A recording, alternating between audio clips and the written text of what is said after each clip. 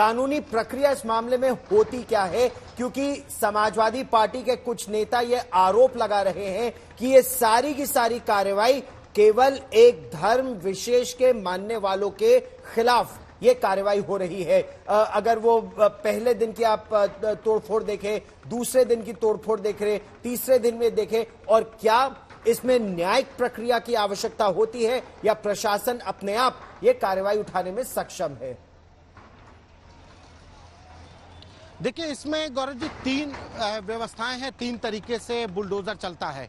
पहला, gangster act में 14(1) की कार्रवाई होती है। ये नियम कहता है कि अगर अपराध से अर्जित संपत्ति को खड़ा किया गया है, उदाहरण के तौर पर अगर आज मार्च 2023 के बाद से संतोष मेरे नाम पर अगर कोई संपत्ति आती है और आज ही पहली एफआईआर दर्ज होती है, जिस दिन से पहली एफआईआर दर्ज होगी उसके बाद से अर्जित सारी संपत्ति अपराध से अर्जित संपत्ति मानी जाती है, और उसको गैंगस्टर एक्ट में जब कार्रवाई करते हैं, संपत्ति जब्तीकरण की, संपत्ति के ध्वस्तीकरण की कार्रवाई होती है, तब इस कार्रवाई को अंजाम दिया जाता, बुलडोजर चलता है। ये पुलिस एक्शन हो गया। वहीं दूसरी तरफ जो दो और तरीके हैं जिस पर बुलडोजर चलाया जाता, वो है एक सरकारी जमीन पर कब्जा करके, कि ये सरकारी जमीन, किसी भी सरकारी जमीन, चाहे वो ग्राम समाज की जमीन हो, जैसे कि इस जमीन को बताया जा रहा है कि एयरफोर्स की जमीन है, हालांकि परिवार इसको खारिज कर रहा है, उनका कहना है ये हमारी पुश्तैनी जमीन है।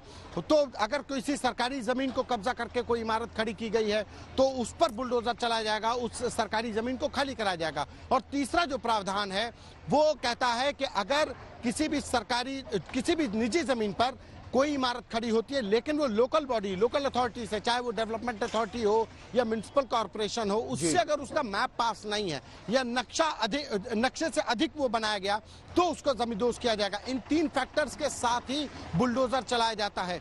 क्राइम एंगल होगा, यानी कि अपराध से अर्जित संपत्ति होगी, और अगर बिना नक्शा पास कराए सरकारी जमीन पर कब्जा करके संपत्ति खड़ी होगी, तो इन तीन परिस्थितियों में ही बुलडोजर चलाया जाएगा। और यहाँ पर मसकुद्दीन में तो तीनों कनेक्शन हैं, ये अतीक अहमद के भी करीबी रहे हैं, वहीं दूसरी तरफ इनके खुद के ऊपर, इनके परिवार के दोनों बेटे, इनके भतीजे के ऊपर 40 मुकदमे दर्ज है, मसकुद्दीन के ऊपर 16 मुकदमे दर्ज हैं, पूरा मुफ्ती थाने के हिस्ट्री शीटर बताए गए हैं। तो अपराध से अर्जित संपत्ति की आशंका जताई गई है। हालांकि कागज में मैं फिर कहना चाहूंगा कि दस्तावेजों में ये मकान मसकुद्दीन की बहू के नाम पर दर्ज है, जो सरकारी टीचर है, और सबसे बड़ी बात कि इस मकान पर लोन भी लिया गया है। तो एक ये कागजों में ये किया गया है, लेकिन पुलिस को अंदेशा है कि ये अपराध से अर्जित संपत्ति है। और दूसरी तरफ एक तर्क ये भी सामने आ रहा है कि एयरफोर्स की सरकारी जमीन पर कब्जा करके मकान बनाया गया है। इस मकान में मसकुद्दीन और उनका परिवार के पास कागजात है जी, क्या इस मकान में मसकुद्दीन और उनका परिवार रह रहा था? कोई यहाँ रह रहा था? क्या परिवार की तरफ से कोई सफाई अब तक सामने आई है? देखिए, परिवार के लोगों से भी बात की, हम आपको तस्वीरें भी दिखाते चलते, कुछ तस्वीरें ऐसी हम अपने कैमरा पर्सन से गुजारिश करेंगे कि वो तस्वीरें भी दिखाते चले। तो ये जो तस्वीरों के साथ ही हम समझाते हैं, परिवार का कहना है कि उनके पास दस्तावेज हैं, परिवार का कहना है कि उनके पास जो लोन करवाया गया, इस मकान में अभी कोई रह नहीं रहा था। ये मकान तैयार करके, जो जिसको कहते हैं कि कुरान खानी करके, यानी पूजा पाठ करने के बाद इसमें शुरू होनी थी, इसमें रहना शुरू करते, लेकिन उससे पहले इसको जमींदोज किया जा रहा है। आज सबसे बड़ी बात कि यहाँ पर जो लोग भी सामने आ रहे हैं, वो लोग या तो जो मकान मालिकिन है, मतलब जो मसकुद्दीन की जो बहू है, उनके चाचा, उनके पिताजी नजर आ रहे हैं। मसकुद्दीन के दोनों बेटे यहाँ पर अभी मुझे नजर नहीं आ रहे। मैंने सभी से पूछा कि मसकुद्दीन कौन है, उनके पति कौन है, तो वो नजर नहीं आ रहे हैं, लेकिन वो महिला नजर आई, लेकिन उनसे बात नहीं हो पाई। उनके चाचा और पिताजी से हमारी जरूर बात हुई, जो मसकुद्दीन के जो समधी हैं उनसे बात हुई, तो उनका कहना है कि ये तो मकान उनकी बेटी के नाम पर दर्ज है, और जब बेटी के नाम पर दर्ज है, बाकायदा लोन लिया हुआ है, तब उसको क्यों गिराया जा रहा है? लेकिन इसके नाम पर लोन भी लिया हुआ है, लेकिन प्रशासन का कहना है कि एयरफोर्स की जमीन को कब्जा करके बनाया गया। और जाहिर है कि बगल में, मैं बताऊं कि इस मकान के ठीक बगल में मुझे एयरफोर्स की बाउंड्री भी नजर आ रही है। जो मकान है यहाँ से महज 50 मीटर की दूरी पर ही एयरफोर्स की बाउंड्री होती है। प्रशासन कह रहा है कि एयरफोर्स की जमीन पर कब्जा करके बनाया गया है, और वहीं घर वालों का कहना है कि ये उनकी पुश्तैनी जमीन है। दस्तावेज वो दिखा रहे हैं, उसका दाखिल खारिज दिखा रहे हैं, उसका लोन बता रहे हैं कि इस पर लोन लिया गया है, करीब 40 लाख रुपए की कॉस्ट पर यह मकान खड़ा किया गया है। बहरहाल प्रशासन ने आज विकास प्रयागराज विकास प्राधिकरण ने अतीक अहमद गैंग से जुड़े मसकुद्दीन के मकान को जमींदोज किया है। ये मकान दस्तावेजों में मसकुद्दीन की जो बहू हैं उनके नाम पर दर्ज बताया जा रहा है। पिछले 3 दिनों में 3 मकानों को जमींदोज किया गया है। किसी भी परिवार ने क्या इसके खिलाफ किसी अदालत में जाने की बात की है? क्या वो न्यायिक प्रक्रिया का पालन न करने की बात कर रहे हैं, या वो जानते हैं कि प्रशासन अपने अधिकार के तहत गैर कानूनी मकानों को तोड़ रहा है जो प्रशासन के लीगल काम में आता है? देखिए, ये 3 मकान हैं जिनको गिराया गया, तीसरा दिन है। पहले मकान से शुरू करते हैं। जफर अहमद खान का मकान था जिसको गिराया गया, जिसको बिना नक्शा पास करवाए बनाया गया।